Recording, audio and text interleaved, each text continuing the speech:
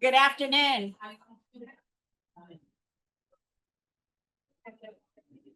Okay, well, we are a vibrant department. So welcome everyone. I'm Cynthia Minkovitz. I'm the chair of the Population, Family, and Reproductive Health. And I'm so excited to welcome everyone to our kickoff seminar for the academic year. So a huge shout of welcome. I greeted our new students at orientation, but again, I hope you're finding your way around the building after a robust scavenger hunt and connecting with folks across the department. We do something really special in our first two seminars that I'll tell you about shortly. But before we do that, our department thrives because of the hard work of many. And one of those many is Celia. So Celia helps organize all of our noon seminars. She is who keeps us coming to the places we're supposed to be, both online and in person. So a huge round of applause. So Celia and Ruth sit in the front office outside of my office, and they are go-to people for all things PFRH and MSPH. So if you have questions and you're on the fourth floor, stop by and say hello. Another person who helps make everything happen is Mmari. And I've asked her to give us a short announcement. Good afternoon, everybody. Since we have a packed house and you have, I have your rapt attention. At about 10:30 this morning, I sent a final call RSVP email for our trivia night event, which is coming up next week on Monday. You need to RSVP if you want to come to the event because we're dividing up teams, and so we really need to know the head count. If you haven't done that already, please click on the link. You can do it real quietly on your phone while we're doing introductions. Thanks. And in case you didn't imagine, Mmari is our Director of Communications for the department. So thank you both. So our noon seminars are a time we come together, both online and in person. It's a chance to get to see friends and colleagues and make new friends, be those peers in the program or other programs in the department, colleagues from across the school who may come, as well as faculty and staff who attend. So two of the things that connect all of our noon seminars are emphasizing our two themes in the department, which is applied population science and also thinking about life course. So you'll hear from both faculty in the department about work that they're engaged in, or faculty may invite colleagues of theirs to join us to share some of their special expertise. So all of our noon seminars, which don't really start at noon, they start at 12:15 for the most part, with one or two exceptions, but they're on Wednesdays to try to have some regular rhythm to your schedules. And we generally meet about twice a month for seminars.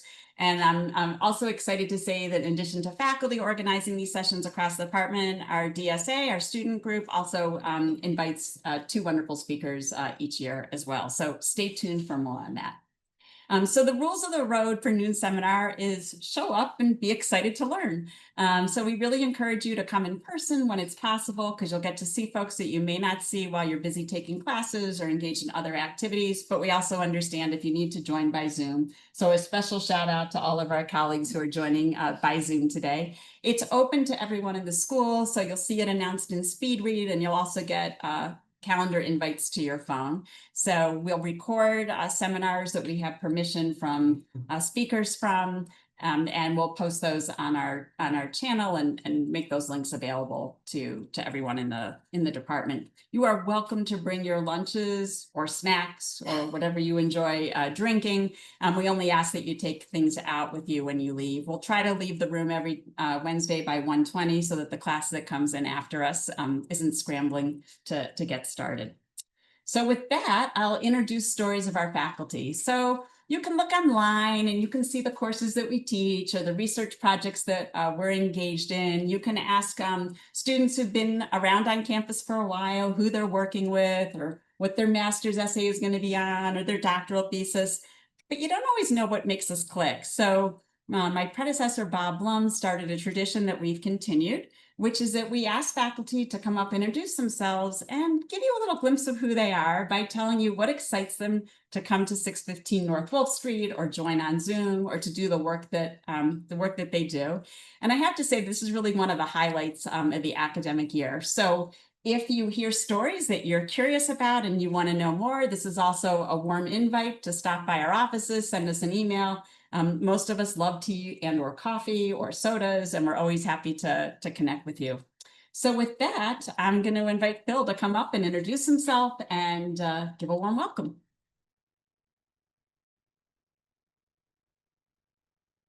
All right, thanks, Cynthia, and welcome to PFRH, everyone. Great to see you, and look forward to talking to you in the coming years.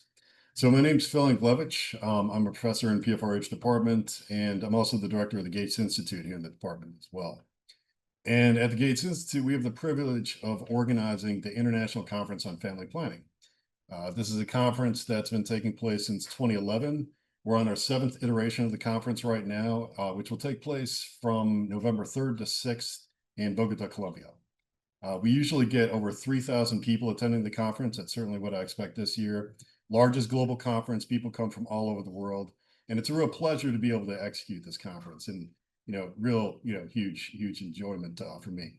So I wanted to, as this is my first time being sort of one of the leads of the conference, along with, dedicated, hardworking staff, wanted to give a few insights of what it's like to organize this conference and maybe reasons why you all should attend. So first of all, in terms of insights, it's a ton of work. If you haven't been involved in organizing a conference like this, maybe you'd be surprised at exactly how much work it is. Thankfully, the staff in PFRH that organizes this and people all over the world that help us out are totally dedicated, hardworking. We're up until midnight on routine basis talking about logistics and various other elements of the conference. So a huge amount of work that's involved with all this stuff. But at the same time, this is arguably, I think, the most enjoyable professional activity I've had. Really rewarding and fulfilling, and it's a thrill to be able to be in this position. And part of that is because you realize when you organize a conference like this, it's not about you. It's definitely not about me. It's not about the institute or POP-FAM or the school or department. It's about the field. So your responsibility with organizing this conference is to make sure that the discussions that people need to have in the field are reflected and take place at this conference. So a lot of what I do is I talk to people from all around the world, people from small organizations in Kenya and Tanzania that are doing program implementation, to WHO and UNFPA, who are main partners in this, to donors like Gates and SIF and Hewlett and Packard, and researchers, of course, and Hopkins and elsewhere. So I get to have conversations with all these great people and then ask them, like, what do you want to have? What discussion do you want to have at the conference? What's the most pressing and pertinent issue and challenge or topic that you want to discuss? And so then what comes from that are the main themes that we really want to make sure are clear at the conference.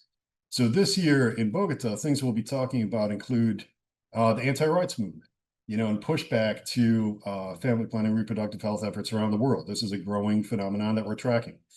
We're talking about financing. So in the wake of USAID's dismantling and other changes in foreign assistance, how can governments become more sustainable and find ways to, continuously fund their supply chain for contraceptives, for example? I'll be talking about low fertility. Is it a bad thing? What are the implications? Self-care, like use of self-injection of DMPSC. Is it increasing as a phenomenon? Do people like it? Or, is it maybe not getting the traction that you want? And then the main theme of the conference is equity. So we'll be focusing a lot on that. And our belief as a field that everyone should have the right to attain the reproductive goals that they prefer, regardless of where they live or what those goals are. So these are the main themes that we execute. And this is where the real enjoyment of the conference comes in. So I get to talk to experts in the field and figure out who the best speakers are for all these topics. And so that's great. And that's what we have in store for ICFP this year. At the same time, you realize that your conference is sort of judged for a reflection of the field. So people will get a sense of where the field is based on how this conference is going. And with that comes some anxiety, especially in the context where we are now with, dramatic changes in foreign assistance. So everyone wants to know, like, is it going to be a robust conference? Are people going to attend this year? What does registration look like? And thankfully, I think so far, by all indications, we're going to grow as a conference this year. So there are various landmarks that take place along the way as we plan this, starting with abstract submissions to sponsorships and grants that we get to registration and other kind of landmarks. So for abstract submission, not only did we break our previous record was 3,200 or so abstract submissions, we blew the doors off. We got 5,200 abstract submissions this year. So 66% more than previous years. Our sponsorships have grown and now include organizations that have people that haven't even attended an ICFP before. Our donors remain steadfast. You know, Gates, SIF, Hewlett-Packard, Bayer, Organon, and others continue to give us support and remain steadfast in their support for the conference as well. So by all indications, despite obstacles in the field, we're doing really well and we expect to have a robust conference. And why is this? So a lot of times when I talk about these same numbers to, you know, our donors or stakeholders in the field, they ask, well, how do you explain why you're going to get such great attendance and have a great conference despite some of these obstacles? And I think it's obvious because we're used to these obstacles. So as a field, we always have to, you know, come up against some sort of, you know, opposition or threat. So we're used to resilience, and that's who we are as a field. And that's also why it's a pleasure to be able to organize this conference, to be able to give people a place to come together and talk through these challenges and make sure that we move forward as a field. And thinking back to previous ICPs, I'm wondering if there will be a time when we don't have like some sort of major obstacle. So this year, it's been, you know, dismantling of foreign assistance and, you know, huge changes in financing. But the previous ICPs, it was COVID in the last one. The one before that, there was an Ebola outbreak. Before that, there was a volcano eruption that caused us to, you know, push the conference back by 3 months. So I'm hoping that maybe the next ICFP, there won't be some sort of disaster that comes. And also maybe for all of you, I'm hoping that, you know, that's not an indication to be prepared for disasters when an ICFP is planned. But in any case, thanks for the chance to talk about ICFP to you all today. And I hope to see you all at the conference either this year or sometime in the future. Thanks very much.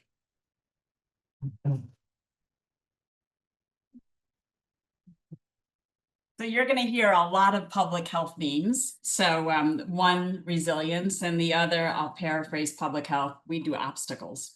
So as you all know, the work in our department is both global and domestic, and many of our faculty also work in both. I'm going to invite Erin and Hager up to come and say hello.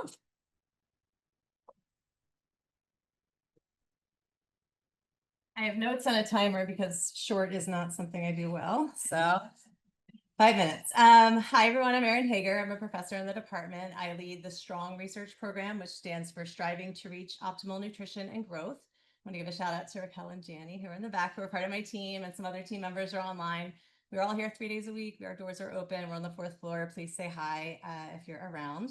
So much of our work involves school policies, including things like district level wellness policies, state recess or physical education policies, or federal meal policies. And so today I thought I'd spend my time talking about how I became interested specifically in school meal policies.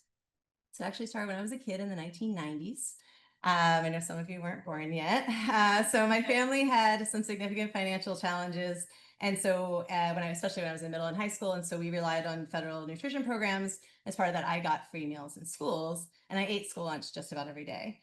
And over the years, I got to know the cafeteria workers pretty well. They would call me down for recertification. One year they called me down, and I didn't know why. And it was because we were switching from like a little booklet with tickets for free meals to a card where people could put money on and get free meals. So even then I realized this is a really good thing. So not everyone can tell who gets free meals in schools. Again, we work a lot on that now, but it was kind of a new thing at the time. And then when I was about 14, I made the not very novel decision to become a vegetarian. There weren't vegetarian friendly school meals back then. And my only option was really to get the pepperoni pizza and then peel the pepperonis off and dab the pepperoni grease and then think of it as cheese pizza and convince myself that it was cheese pizza. But then one day I asked one of the cafeteria workers why they didn't have vegetarian meals. And she said, she's like, oh, hun, because again, this is in Baltimore. She's like, let me make you a peanut butter and jelly sandwich. And so I ate peanut butter and jelly sandwiches most days made by the cafeteria workers who would see me coming and say, hey, let me give you a peanut butter and jelly sandwich. So I had such fond memories of my time, with the school cafeteria workers, getting free meals. I knew it was a big benefit to my parents with my siblings and I getting free meals. But even then I knew there was a lot of room for improvement. And so it was in the 90s, I think was maybe the lowest point of quality in school meals ever. So fast forward to when I was a doctoral student in the mid 2000s, and I was in the human nutrition program here in international health. And I took a class called Food Policy and Nutrition, which I looked it up, it does still exist. And they asked us to write a paper on a nutrition policy. And I'm sure you've heard the term research is me search. So I was like, yeah, I'm gonna write about school meals because I love school meals. And so I dug into the literature, found out that the standards hadn't been updated in in ages, and lots of work needed to be done. And I was really interested in it. And as you do in graduate school, I then wrote another paper about it for another class. And I did a presentation on it for another class, and I got really into it. And then for my dissertation proposal class, I wrote a proposal to study school meals for my PhD dissertation. And then when it came time for my actual dissertation, I didn't do anything with school meals, which is not a sad story because I had such a great mentor and such a great team and such a great topic. And it was a great experience. I wouldn't change it for anything. So then it is 2012 now. I'm a faculty member at the University of Maryland School of Medicine, and I got the opportunity to work in school policy finally. And having that kind of basis from learning about it in grad school really helped. So I knew something about it. And so from there on, I was able to work with a team to do lots of different school policy research around, again, wellness policies, activity policies, and nutrition policies. And this happened after the Healthy Hunger Free Kids Act major change in 2010. So suddenly meals were good. And so I got to not just research school meals, but research how the improvements impacted kids and implementation and things like that. So now we're working on a lot of different school policy projects. Quickly to name a few, we're doing a project on local food procurement with the State Department of Education here in Maryland. We're doing a project looking at free meals for teachers and staff in Baltimore City schools in partnership with the city schools. We're looking at alternative breakfast model implementation in schools. We have a youth engaged project where we're looking at developing a measure of perceived school meal quality, and that's just a few. So we're doing lots and lots of work around school policy. If this is something you're interested in, definitely reach out to us. And my key takeaways are really that I hope that you all get to work on something that you're passionate about while you're in graduate school. And even if you can't do research on that topic, please write a paper about it, do a presentation about it, learn about it. That's what graduate school is really all about. And if the stars don't align for you to do this for your master's essay or for your dissertation, keep it in your back pocket, because maybe in 10 years from now, you'll get to study it eventually. So that's it.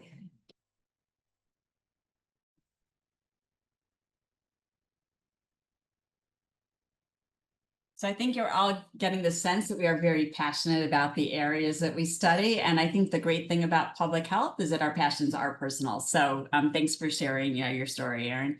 So I'm going to invite Christy Bethell to come off mute and join us from, I presume, the West Coast. Yes, today I am. Next week, not. Okay, so I'm very happy to meet all of you. I wish I was there in person. And for those of you who don't know, I'm a professor in the department, been there since 2014. And I just, I keep coming back to my sort of lived experience roots for how I kind of fashioned the way that I've gone about my career, which has blended a lot of sort of passion with data and measurement and policy translation. And I've reflected a lot about where that came from, like why I even dared to do such a thing, because it was a little hairy along the way and hard, not necessarily my expected path. I didn't expect to be a more quantitative person in the field and how I went about my career. So I wanted to just say there were three things: that one was in high school, one was in college, and one was in my first round of graduate school, which was an MBA program at Berkeley. And, all of it surprisingly involved data and numbers, and pretty harshly, and it was unexpected. So one of my punchlines today is to not be afraid of the numbers and the data, because if you have passion in connecting them, and I know you know that, but I was somebody who really definitely never imagined that I would know about a lot of statistics or economics or measurement. So the first in high school, really quickly, I was a cross-country runner, and I noticed there was no access to the park, and I was volunteering at a nursing home, and they couldn't get in because of the wheelchair access. So I just mapped out the distance and the numbers and wrote a story about what the loss was for these people in the nursing home and took it to the Chamber of Commerce. I do not know why. And they fixed it. And that was before the Americans with Disabilities Act was passed. So I got a real hit of caring about something, and putting stories and numbers together made a difference. And then when I went to UCLA, I had grown up in the 70s in California, and a lot of drug use and alcohol use, and I could see that it was anchored to the pain people had in their lives and also the destructiveness. So I was very interested in substance abuse prevention for young people, and they didn't have a program. So I took a poll of the students on Bruin Walk, and we came up with a name, and we made a proposal to the chancellor and we got something funded, and then it got funded to be replicated in other University of California systems. So I was like, wow, that worked again. And we did outcomes measures and behavioral intent so that we could document and keep getting our funding. So that was sort of, I think, a way for me to get less afraid that you could come up with an idea and get money to do it, and it could make a difference, because it's a pretty scary thing to do that, actually. And the last was when I went to Berkeley and I was in the MBA program and hated finance and all that stuff, but I saw that we didn't have universal health insurance, and there was a health access foundation that was trying to get universal access in California. So we came up with a financing plan. I interned with them, and we actually got it viewed by the governor, and they created a task force, and we were on it.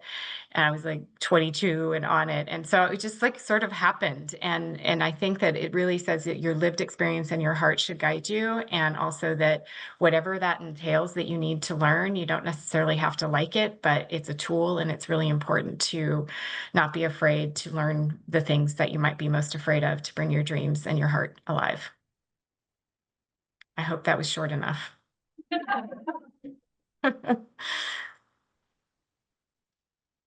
Thanks so much, Christy. And these stories are just so humbling about how we are all motivated to do what we do. And you really brought along the themes of measurement and data. So I'm going to put a couple of plugs in that folks should check out: the Child and Adolescent Health Measurement website and the Data Resource Center. We'll talk about some of these in Life Course for those of you that are taking Life Course and the Early Childhood Lecture, but lots of great resources that many faculty and staff and students in our department help create that inform global work as well as domestic work. All right, well, next I'm going to invite Celia Karp up.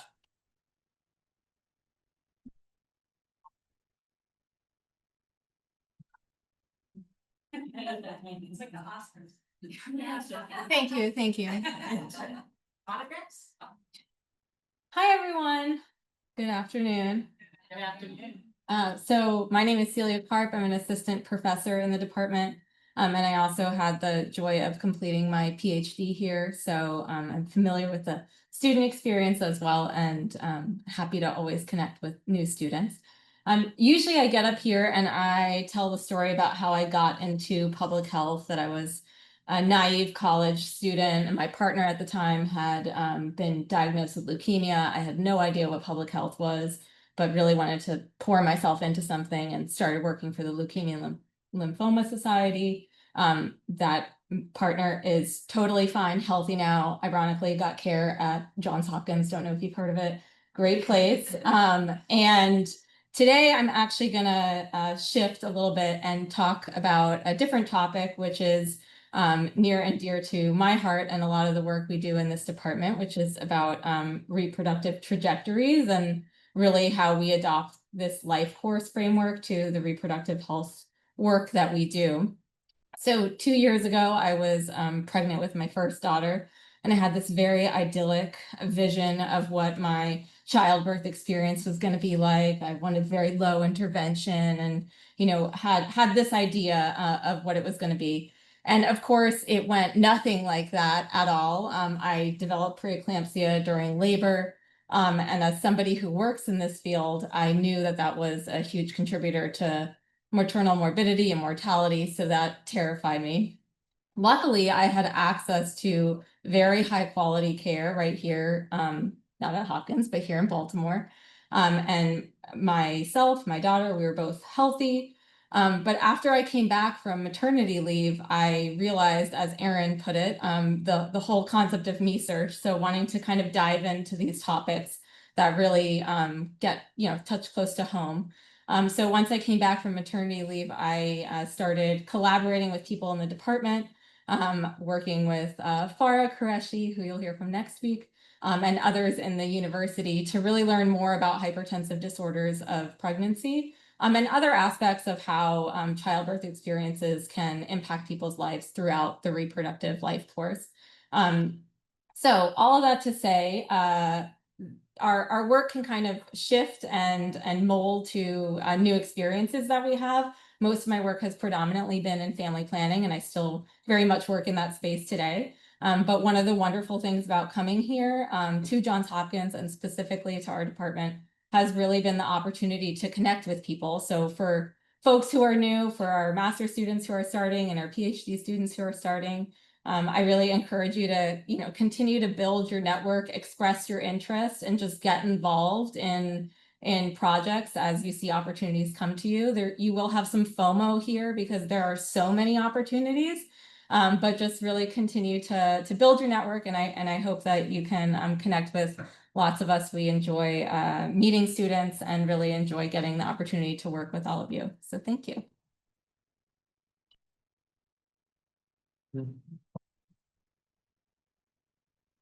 I should have asked faculty to like show pictures of family members. So maybe we'll do that at a future seminar, family members and pets. And for those of you who are online, pets are always welcome to join by Zoom, as well as kids for anyone who has kids nearby. So again, more themes that we're hearing about how we adapt to changing times and resilience, as well as think about life course and all of the work that we do in the department. So Celia, thanks for sharing. So I'm now going to invite up Lilu to tell us a little bit about what brings her to 615 North Wall Street.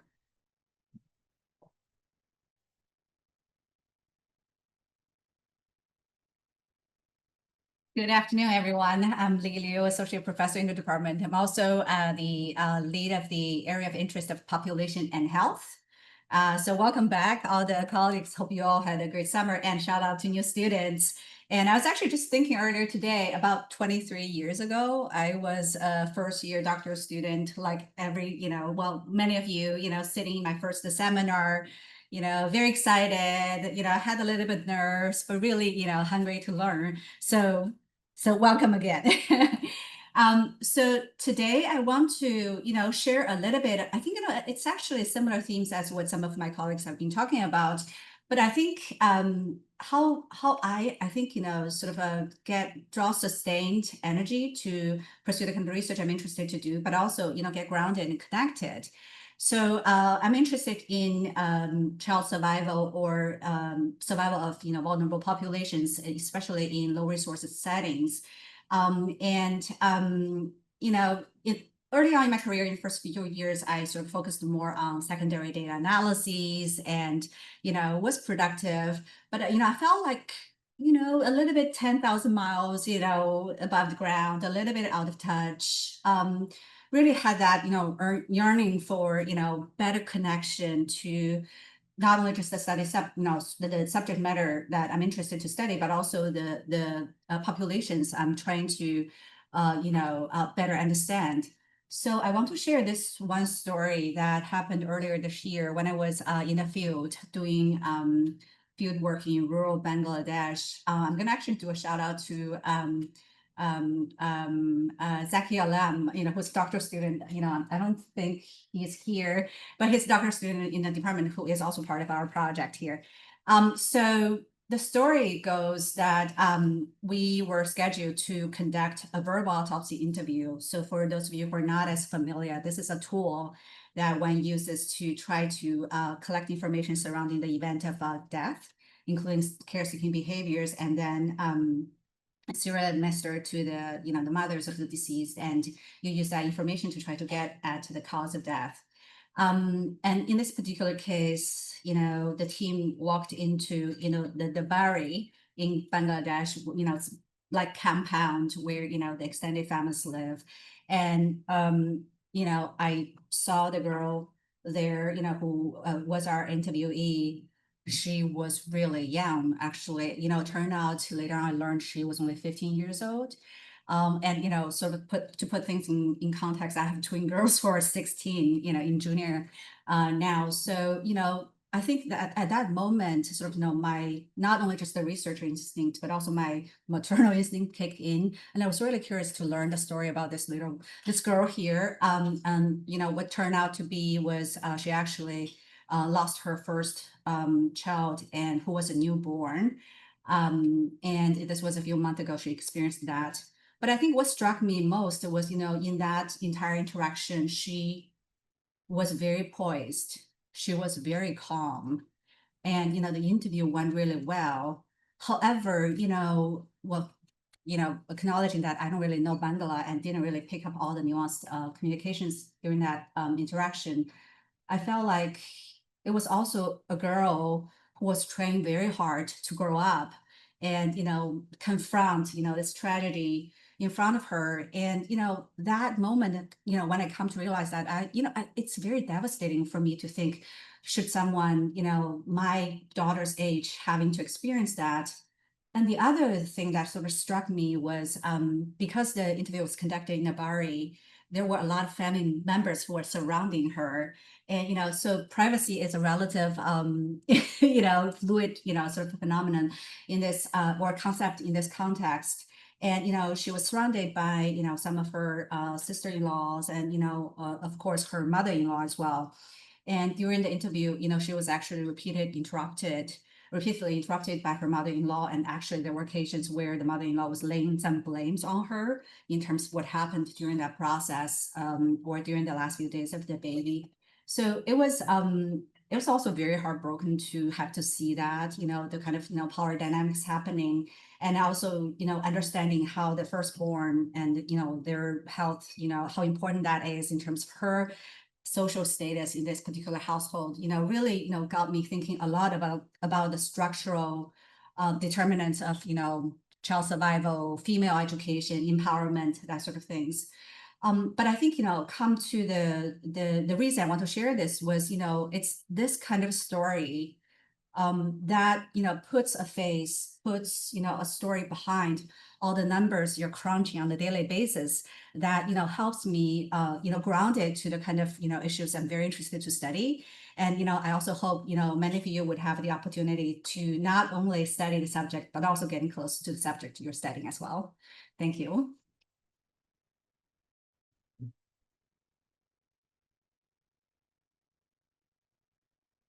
Thanks so much, Lee. So we do a lot of quantitative work in the department. We also do a lot of qualitative and mixed methods. And I loved your sort of sharing insights about understanding the stories behind our numbers to really dig deep into the issues that we all care so much about.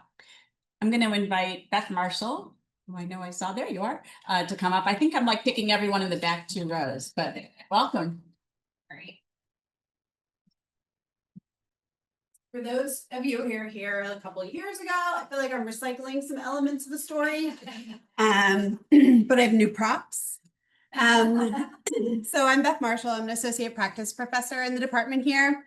One of the associate directors at the Center for Adolescent Health. I live here in Baltimore City with my husband, 2 adolescent girls, one who is a junior at Poly, one who is a sophomore at Oberlin College, but a graduate of Baltimore City College.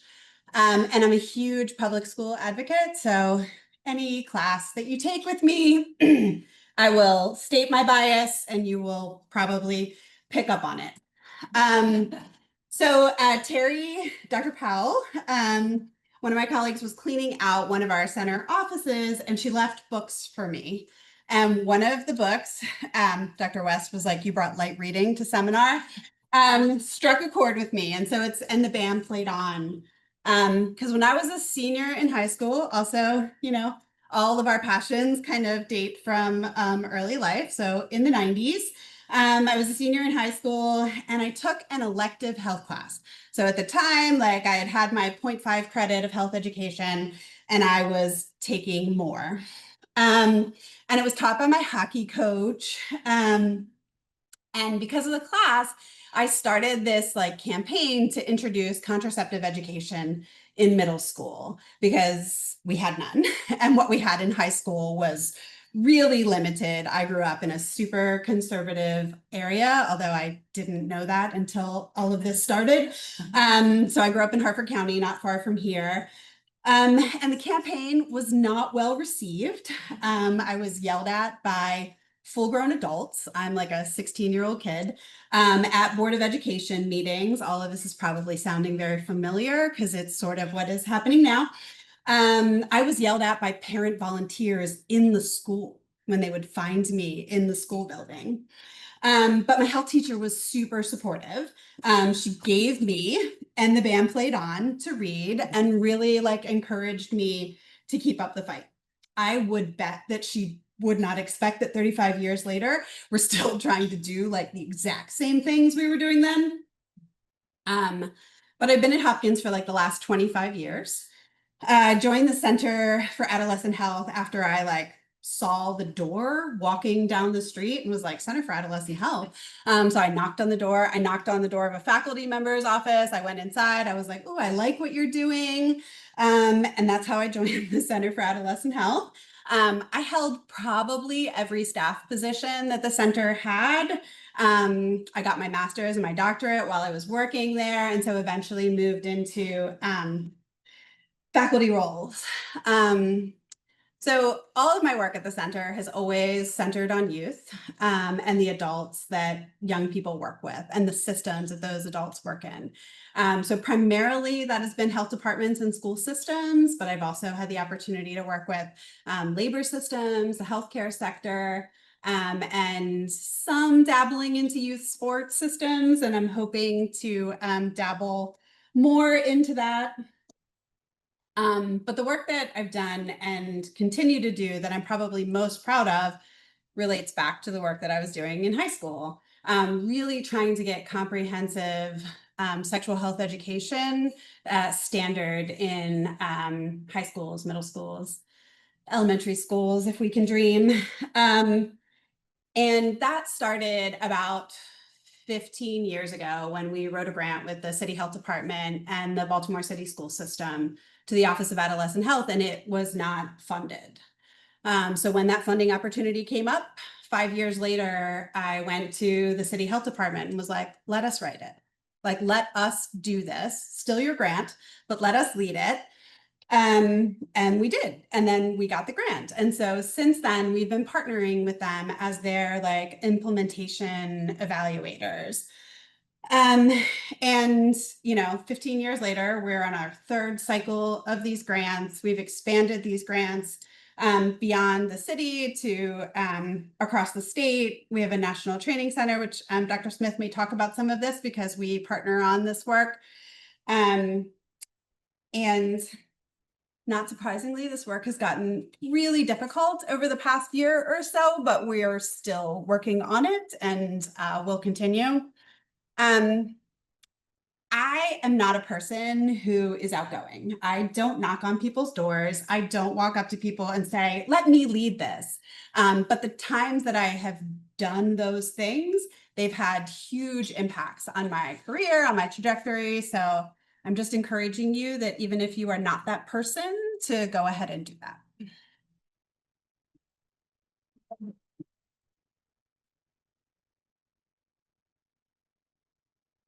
Thanks so much, Beth. So great stories that I know we'll all remember. Kristin, I'm going to invite you up to say hello.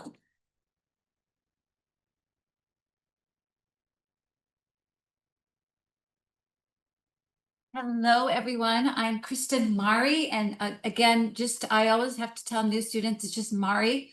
You see that extra M, and they always Mmari. It's just Mmari. My husband's Tanzanian, so blame it on him. But I am a professor in this department, and I am an adolescent health researcher. I do both domestic and international.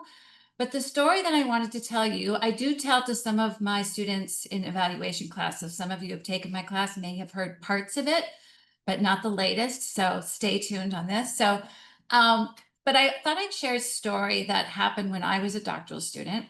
So I was working on a project called the Focus on Young Adults program, and it was one of USAID's first global adolescent health program. And I was on the research and evaluation team. And one of the things that they wanted me to do was work on this new thing called youth-friendly health services. So this was in the late 1990s, early 2000s, and this was the talk of the town for anyone that was involved in adolescent health, especially globally. So the theory was if we can kind of make these health centers friendly, they will come. We're going to get all these adolescents come and do these health services. So the first thing that I did was I worked on an assessment guide of how do you assess a health center to be youth friendly. And I did that. And then they're like, great, now why don't you do a study? So for my dissertation, I evaluated 3 different types of youth-friendly health service programs. So one was really just focused on the facility. Another one had also did some work in the facility, but they added a youth corner. So there was a peer educator there. And then the third type was more involved in the community. So the one that I found that was most significant, and that really did increase service utilization, was the one that was involved in the community. So great, I thought, okay, I'm writing up my dissertation. But at the time, I didn't know this, but it was one of the first studies that had shown this type of effect. So all of a sudden, I'm getting ready for my dissertation. So all of you, those are PhD students, get ready. I get a phone call, and it's from Jane Ferguson from the World Health Organization. And she's like, is this Kristin? And I was like, yeah. And she's like, well, we heard about your study, and we're wondering if you could come to the World Health Organization present. Like, oh my God. And I'm like, okay. And there she's like, well, what does your week look like? And I said, well, I'm defending tomorrow. She says, what are you doing the day after? Literally. And I said, well, I haven't thought that far ahead. So I guess I'm free. So that's exactly what happened. I defended. And then on the next day, I was on a plane going to Geneva. So it was really easy at that point. I just presented my dissertation. But at the end, they said, oh, can you come with us to Zimbabwe? We're going to be doing a regional youth-friendly health service, and we'd like you to just present your findings there and then be a facilitator. So I'll never forget calling my husband going, yeah, I'm not coming home. I'm going to be in Zimbabwe for the next week. So that's exactly what happened. I went to Zimbabwe, was a facilitator there. Thought, wow, this is how it works. Public health is just amazing. I had no idea. And so I come back, I crashed. And then a couple of years later, when I actually came here, Chandra Mooley, who took over Jane Ferguson's role, actually called me up and said, how would you like to work on a guide, a scorecard, where we can build on what you did before and do a scorecard and evaluating youth-friendly health services? So I said, yeah, that'd be great. So we worked, we produced it. He had been using it, and I had not thought about that until a month ago, if you can believe. So I'm working with some friends here, and we are working on an evaluation of the Young Health Program. And one of the partners is Plan, and they are really involved in health services. So I looked, I'm checking out their website, and they're using a scorecard or a manual of how to assess youth-friendly health services. I'm like, no, it can't be. I looked, sure enough, that's the WHO scorecard, a book that we had developed, I don't know, 20 some years ago, it seems like, and it's still being used. So does this always happen? No, it does not. But this tells you, this was kind of my inspiration. Sometimes I'm having a day and you hear from all these places and your paper doesn't even accept it. And we all go through that. But there are these glimpses here. There are these stories that you don't know where what you're doing, what you're working on now and where it will lead you. And to this day, I still don't know how WHO found about my study. I don't know who was that person that told them, but it resulted in a lifelong relationship. I'm still working with them. And so this is just all of you that are working on research right now, you know, who knows where it will go. So I certainly did not at that time. There you go.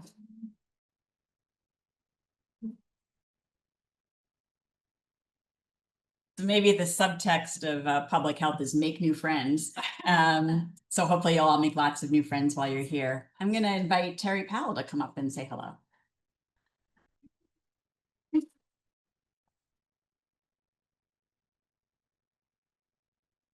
I, like Erin, will have a timer because I can ramble and I did not practice before. So I always think about these times deeply because I was like, what do we tell folks? So I'm Terri Powell. I'm with the crew, with the adolescent health theme crew here, Kristin, Beth, and I.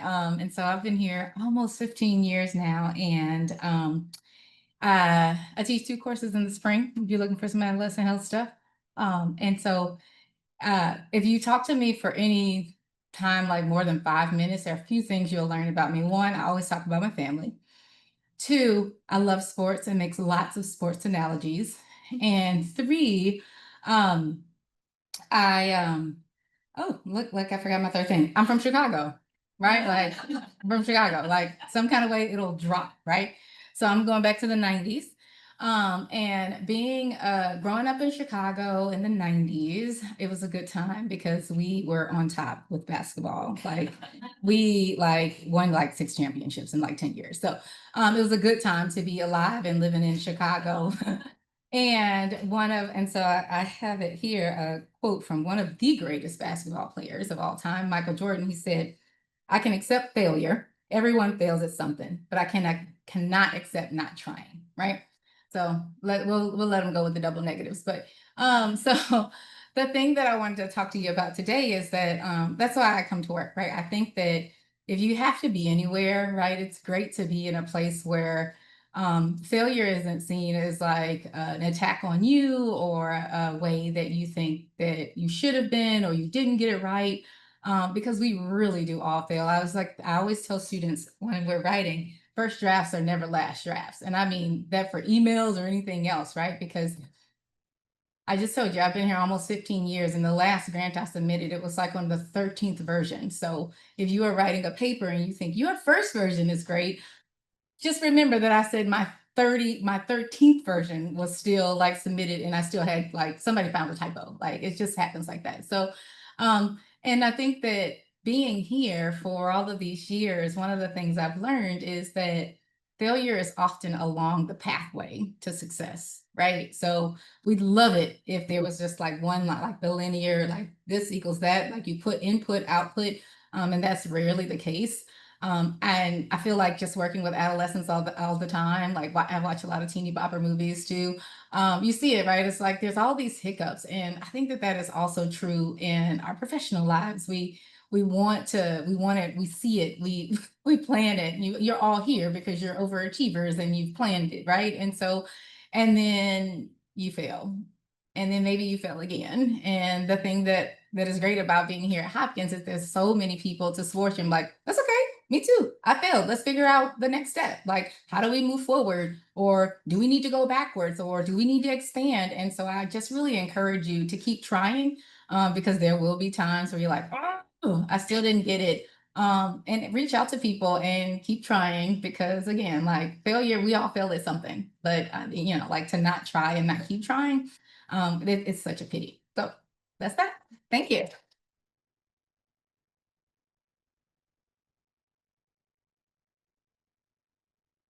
Thanks very much, Terri. So I'm going to ask Safi to come up, who's no stranger to any of you, because she is, along with a large team, what makes our educational programs hum. So welcome. Hi, everybody. So, yep, I'm Sally. I'm Director of Graduate Studies in the department. And today I'm going to talk about a big transition that me and my family recently went through, which is sending my daughter Ada to kindergarten. So Ada was born in April 2020. I don't know if you guys remember what was happening around that time, but Ada is my COVID baby. It was really crazy to become a parent during COVID. I remember taking Ada to a doctor's appointment a few days after she was born and just being so afraid of the air in the waiting room. My sister was the first family member to meet Ada, but it was through the glass of our front door. We didn't have visitors in our house until she was 2 months old. And so that was hard, but we also got to spend a lot of time with her as a newborn, and that was really special. So it's hard to believe it's been 5 years since COVID. I think many of you might agree that that feels like a really long time ago, but also it just happened, but maybe it didn't happen at all. But here we are. And Ada started kindergarten last week along with all of the other COVID babies. So it was a big transition. Before kindergarten, we would take our 2 kids to the preschool, which is basically across the street from our house, more or less. And we did that at some point that was convenient for us in the morning. But now we have a 5-minute window to get Ada into her classroom.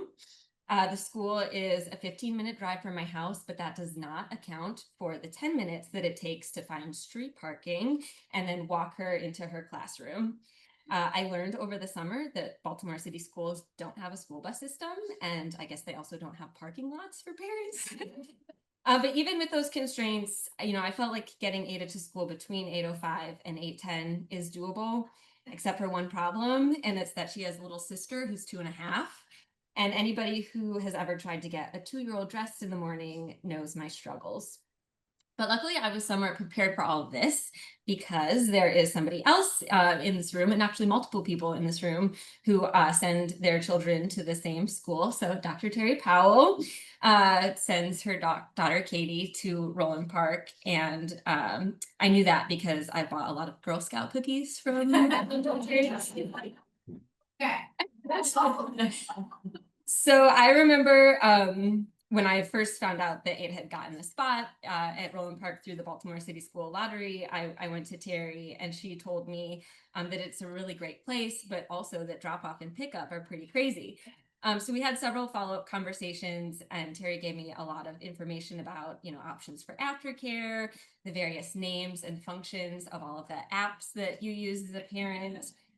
She added me to a group chat with lots of other moms who share info about how do school lunches work and other stuff that I didn't even know that I needed to know.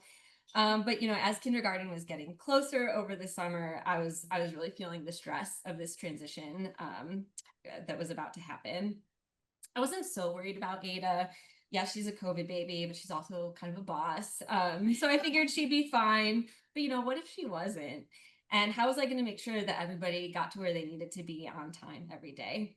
Was I certain that the school uniform is khaki and navy, or did I get that wrong? How was I going to help my younger daughter if she, she adjusted to not having her older sister on the preschool playground? How was I going to find the password to all of those parent apps, which I still have not successfully done? So I told Terri about my worries, and she told me that things were going to be fine, but it was also okay to be feeling that stress. She told me that it is a big transition. Mornings were going to be pretty hectic, and it was going to be a lot to keep track of.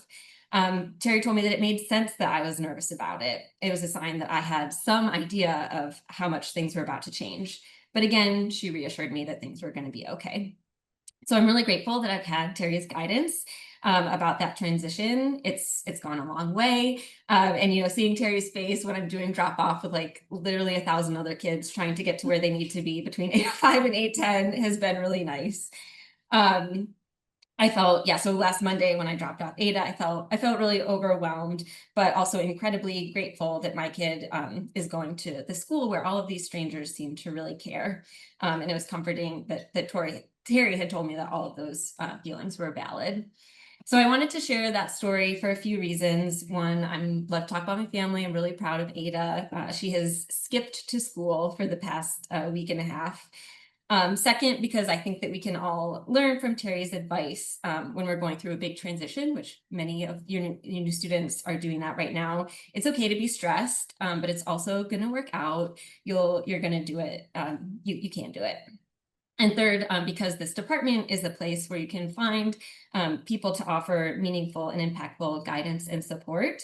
So Terri, thanks for being that person for me recently and to many other people in the department. Thanks.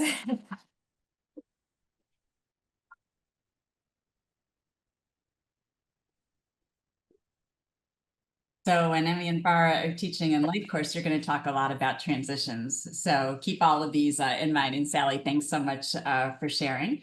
So I'm going to invite Annie Smith to come up and say hello.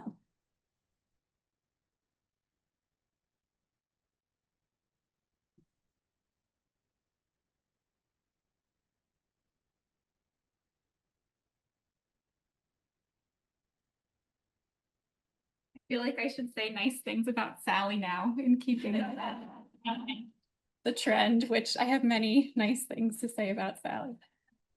Hey everybody, I'm Annie Smith. I use she, her pronouns. I'm an assistant scientist in the department.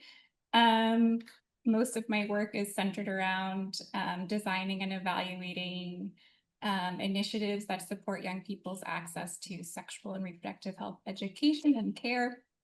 My early career was in Kenya. Most of my work now is domestically with Dr. Marshall. And I'm happy to talk about it more. But in addition to working in the department, I also did my MPH at Hopkins and I did my PhD in the department. So I've had a lot of experience being a student at Bloomberg and in PopFam. And I thought I would offer some advice based on my student and faculty experience. And also based on some conversations I've had with some of you already. So my first, I don't even know if it's officially advice. My first point is that feeling confused and overwhelmed in graduate school is a normal feeling. I imagine that many of you have been exposed to lots of new information and content and opportunities this week, and you're thinking, oh my God, I thought I came here to study one thing, but now I find I'm like kind of interested in this other thing. And what am I going to do with my life? Many people come to grad school thinking they're going to do one thing, wind up leaving, doing another thing, and then might even do another thing after working for some time. So I just want to remind folks that growth doesn't happen without discomfort. And you're here to grow. So if you feel uncomfortable, just take a deep breath and acknowledge that as part of your growth and allow it to be there so that you can evolve through this experience. My other piece of advice is to work together. Do your homework together if it's allowed. Do your assignments together.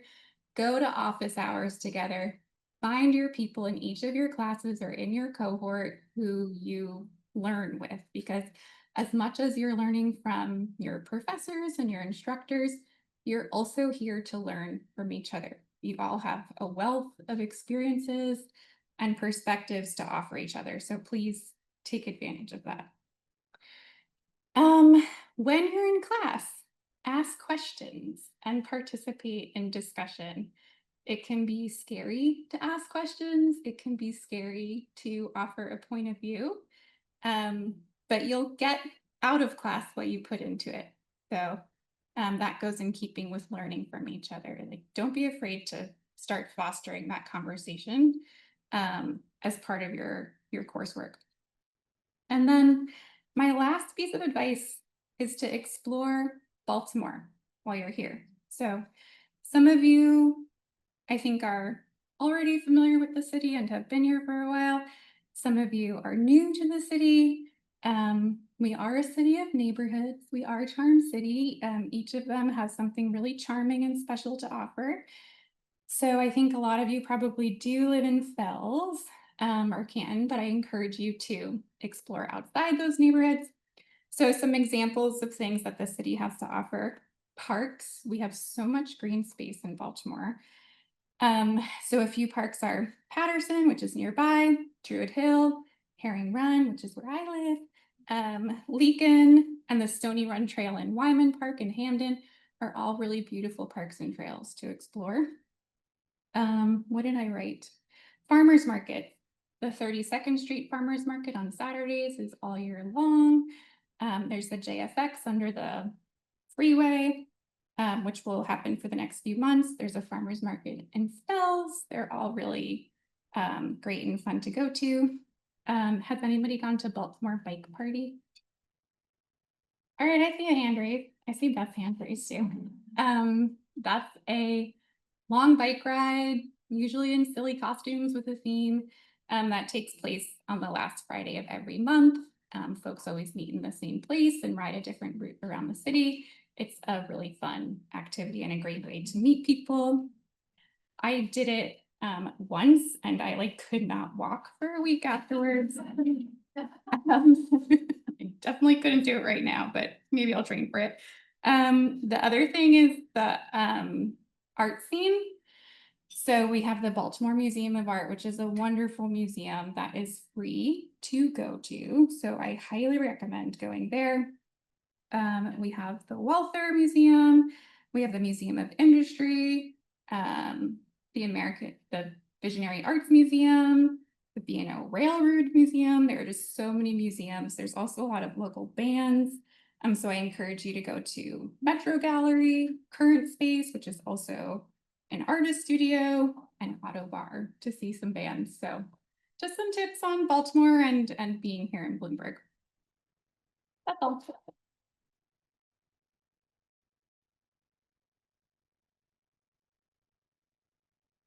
think the most shocking thing to me when I started grad school was realizing just how busy I was. Like I thought I was busy in college and then you start grad school, but you will have some free time and Baltimore is a great city to explore. Allison, I'm going to invite you up to say hello.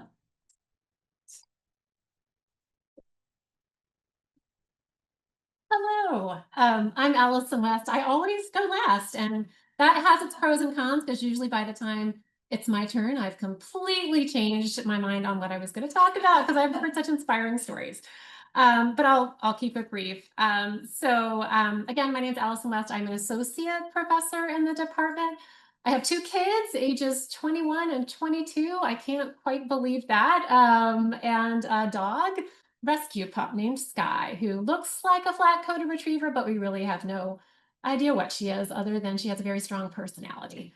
Professionally, I've been in the department for almost 9 years, which I have a hard time believing. But yeah, it's not until I look back at my CV that I remind myself of that.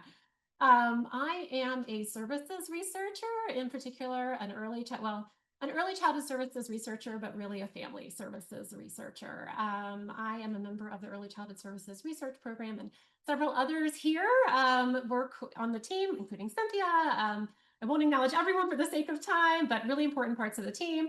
I also direct a national research and development platform called the Home Visiting Applied Research Collaborative. Educationally, I'm the Child and Adolescent Area Interest Area Lead and Director of the doctoral program. So feel free to stop by if those are any of your interests. I'm usually here on Wednesdays and Thursdays, and in the spring term on Tuesdays. So as I said, my research really focuses on services and systems, specifically strengthening services and systems with the ultimate goal of strengthening families. A little bit about my history. I'm a social worker by training. My master's degree and my PhD are both in social work. I was a research assistant for several years before getting my master's degree, but it was really those years between my master's and doctoral program that most strongly influenced my decision to come back to research. That's because I worked for like 10 or 11 years as a social worker in Baltimore City in both a clinical role and a program administrative role. And, working with children and youth in Baltimore cities, I think the biggest takeaway for me was that services and systems were not built to support families and still struggle, are not family-centered. We have a long way to go in creating services and systems that are really going to support optimal child development and help families be the best families that they can be. And many, many families, and especially families with young children, are falling through the cracks. So that's really my focus. A lot of my work focuses on maternal, infant, and early childhood home visiting. One problem with that title is that it leaves out dads. We do also focus on dads and fathers. Our work across the team, we use quantitative, qualitative, and also mixed methods. So if you're interested in those things, we often have research opportunities. And I'll just mention one thing that's been on top of mind recently, one area of focus, and so something that I wanted to lift up for all of you to think about is that I've been reflecting a lot, especially in the past couple of years, and especially in the past 8 months or so, on evidence use. How are we using the evidence that we're gathering? And I am very fortunate to have a lot of opportunities to talk with not only frontline providers, because my work is very applied, but also state and federal policymakers. And I'm becoming more and more intentional in thinking about how I'm talking about the evidence that I'm gathering. And even though advocacy is one of those words that we're not really sure how to talk about as researchers, we can talk about evidence use and think about how we disseminate our evidence, how we share our findings, how we talk about our evidence in ways that are going to have an impact very, very, very broadly. So again, it's a privilege to be at some of these tables. It's oftentimes very, very humbling, but just something that I encourage you to think about, even when you're starting if you're going into research, starting a new research project, thinking about ultimately how you're going to use those results to make a difference in the lives of families or whoever it is that is the focus of your research. So I'm going to end there. Just really exciting to see everyone, and yeah, feel free to stop by on the 4th floor.